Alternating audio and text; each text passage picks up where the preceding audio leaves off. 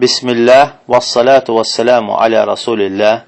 Rasulullah sallallahu aleyhi və səlləmin unudulmuş sünnətlərindən biri.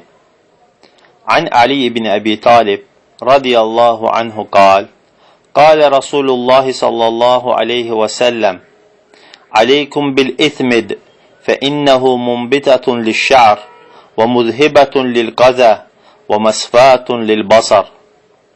Ravahul İbn Cerir et-Tabari. Rasulullah sallallahu aleyhi və səlləm Ali ibn Abu Talibin rivayət etdiyi hədisdə belə buyurur. Sizə ithmidi əmr edirəm. İthmid də qardaşlar, sürmə növlərindən bir növdür. Və sonra sözlərinə belə davam edir. Həqiqətən də o, tükləri yaxşı inkişaf etdirir. Yəni, gözdə olan o kiprikləri yaxşı inkişaf etdirir. Və sonra buyurur ki, və həqiqətən də o, gözdə olan o çirk yığıntıların, toz yığıntıların aparır. Və sonra buyurur ki, və eləcə də gözü saflaşdırır. Və hədisin isnadı səhihdir. Və bu hədis də Rasulullah sallallahu aleyhi və səlləmin bizi gözəl yönəltmələrindən bir yönəltməsi vardır. Hansı ki, bir neçə faydaları bu hədis özü özlüyündə daşıyır. Və qardaşlar, onu bilmək lazımdır ki, burada Rasulullah sallallahu aleyhi və səlləmin bu təşviqi təkcə qadınlar üçün deyildir. Bunu kişilər də istifadə edə bilər, qadınlar da istifadə edə bilər və hökmü isə müstəhəbdir. Amma bunu yaxşı olar ki, o ölkələrdə ki, insanlar bunun sünnət olmağını bilmir, yaxşı olar ki, bunun dəri rəngdə olanından istifadə etsinlər və yaxud da çöldə istifadə etməsinlər. Çünki hər hansı bir müstəhəb şeyə görə dəvətə xələl gətirmək, yəni əhl-i sünnənin mənhəcindən deyildir. Və yaxşı olar ki, bunu qara rəngin və yaxud tünd rəngləsin istifadə edən insan evdən çölə çıxmasın və yaxud evdən çıxmayanda istifadə etsin və yaxud da onun dəri rəngdə olanından daimə istifadə etsin.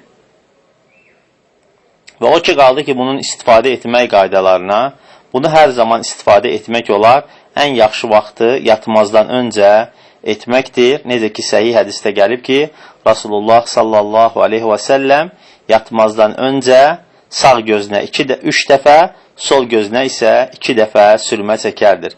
Başqa bir rivayətdə gəlir ki, İbn Abbasın rivayətində sağ gözünə 3 dəfə və sol gözünə də 3 dəfə çəkərdi.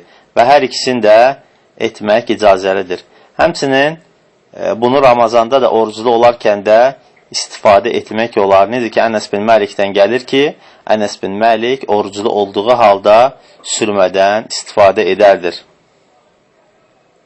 Həmçinin bunun faydası barədə İbn-i Qeyyim rahiməhullah Zədil Məad adlı kitabında buyurur ki, kim ki bunu deyir, bu ismid növün deyir, balla edərsə və onun baş ağrıların aparar. Və bunu istifadə edərkən yaxşı olar ki, bunun ən keyfiyyətli növünü tapıb istifadə edəsən. Və bunun ümumiyyətlə yeri Məğrib tərəfdədir, Məğrib dövlətləri tərəfdədir, yəni Tunis, Əl-Cəzair o tərəflərdədir. Və ən yaxşı, ən keyfiyyətli növü isə İranda bir bölgə var, Əsbahan adlı və orada çıxır. Yaxşı olar ki, onu əldə edib, ondan istifadə edəsən.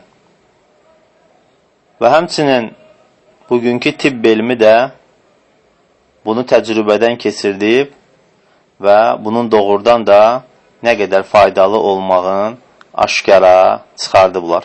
Və Allah subhanahu ta'aladan istəyirik ki, bizi Rasulullah sallallahu aleyhi və səlləmin hər bir sünnətin həyatında tətbiq edən müsəlmanlardan etsin. Subhanəkəllahumma və bihamdik və əşhədu ən la ilahə illə ənt, əstəğfirukə və ətubu ileyh.